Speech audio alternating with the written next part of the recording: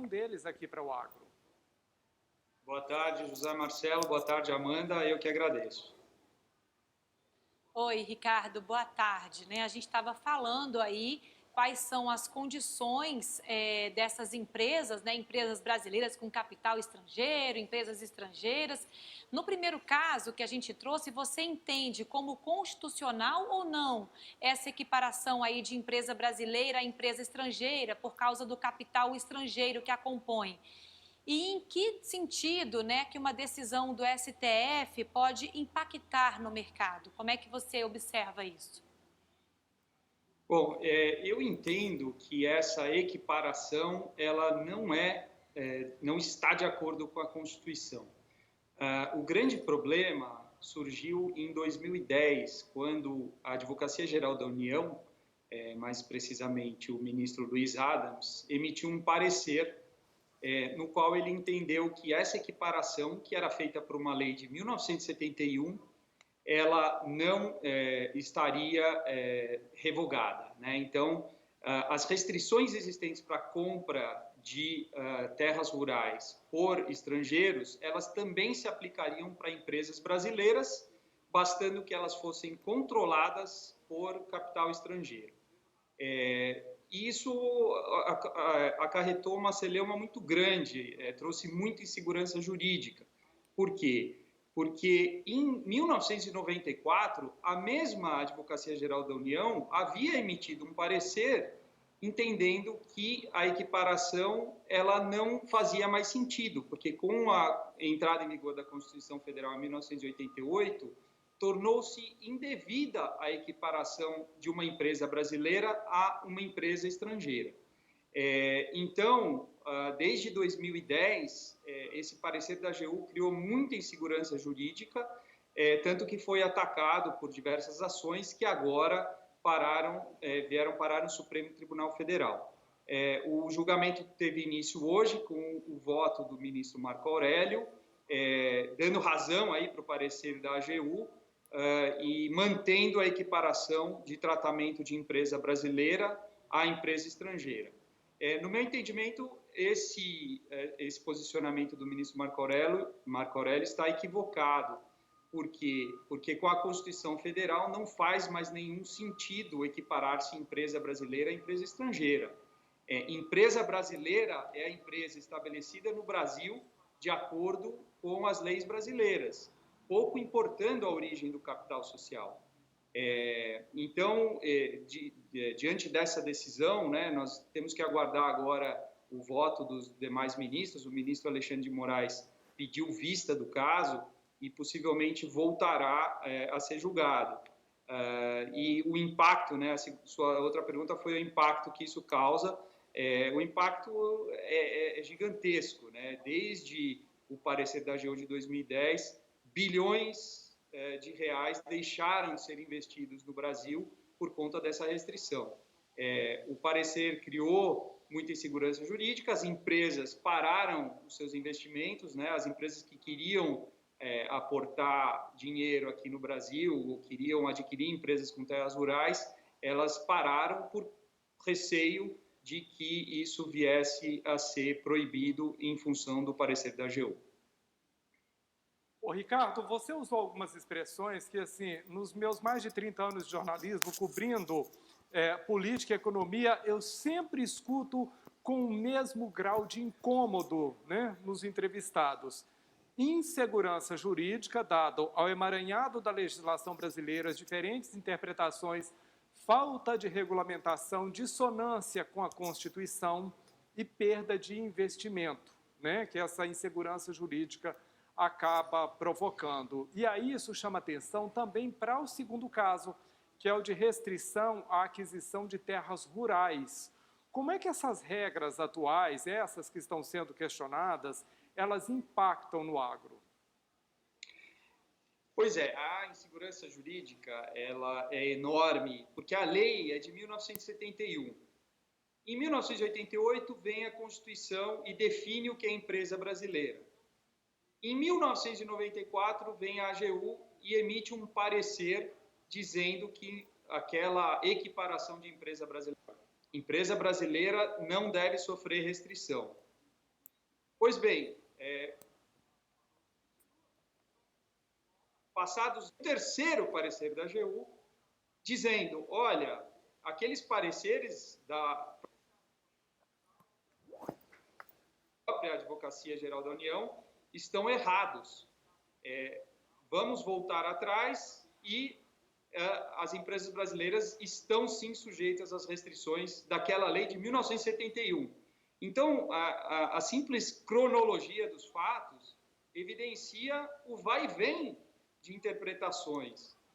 E tudo isso em prejuízo aos investidores. Então, uma hora pode, a outra hora não pode, depois volta a não poder. Essa é a situação que causa a insegurança jurídica e o impacto é tremendo. Quem vai se arriscar a comprar terra rural, sabendo da possibilidade de essa aquisição vir a ser declarada nula? Ricardo, você acha que esse imbróglio aí, essa dissonância, né, nos pareceres, mostra que sempre há uma resistência por parte do Brasil em permitir a aquisição de terras por estrangeiros? É isso? E por que isso acontece? Pois bem, essa lei de 1971, ela não foi revogada inteiramente, ela continua em vigor para estrangeiros. Então, o estrangeiro, pessoa física, ou o estrangeiro, pessoa jurídica que não esteja estabelecido no Brasil, eles têm essa restrição para aquisição da terra rural.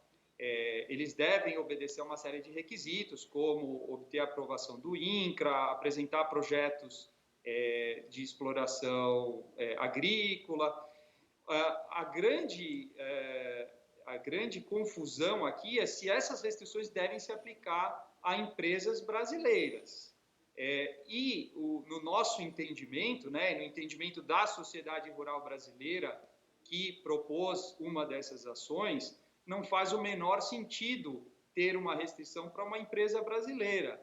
A Constituição, em seu artigo 190, dispõe que a lei ela deve regulamentar a aquisição de terra rural por estrangeiros, sejam pessoas físicas ou jurídicas. Ela em nenhum momento fala que deve haver restrição para empresas brasileiras. Então, e analisando o voto do ministro Marco Aurélio, percebe-se uma preocupação com a soberania nacional.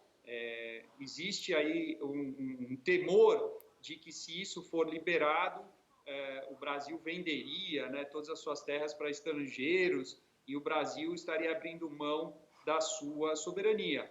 Ora, o parecer de 1994 da AGU vigorou por 16 anos. E em que isso implicou perda de soberania? Nós não temos isso não aconteceu. Se existe um mau uso da pessoa jurídica brasileira por parte de estrangeiros, o Estado tem mecanismos para controlar esse mau uso. Se existe um mau uso da terra rural, existem também mecanismos, como a desapropriação. O que não se pode é presumir que a empresa brasileira, só por ter o capital estrangeiro, fará um mau uso da terra rural e que isso implicaria abrir mão da soberania nacional. Ô, Ricardo, a gente até já deveria ter ido para o comercial, só que você é bom de entrevista, eu não posso encerrar isso aqui sem te pedir uma avaliação com base numa expressão que você usou aí. Você falou da necessidade de, né, que a legislação ela diz que é preciso regulamentar a aquisição de terras brasileiras por estrangeiros. Eu posso entender que a legislação ela não proíbe exatamente, e outra coisa, quando a gente diz que um estrangeiro não pode comprar terra no Brasil para produzir alimentos, essa é uma boa decisão? Isso fere a nossa autonomia, a nossa soberania? Porque eu fico com uma dúvida boba, quase pueril, não é? Você compra uma terra no Brasil, depois você não quer mais essa terra. Não é uma coisa que você pode colocar no carrinho e levar, ou no avião e levar de volta para o seu país de origem. Teria de ficar aqui. Exatamente, José Marcelo.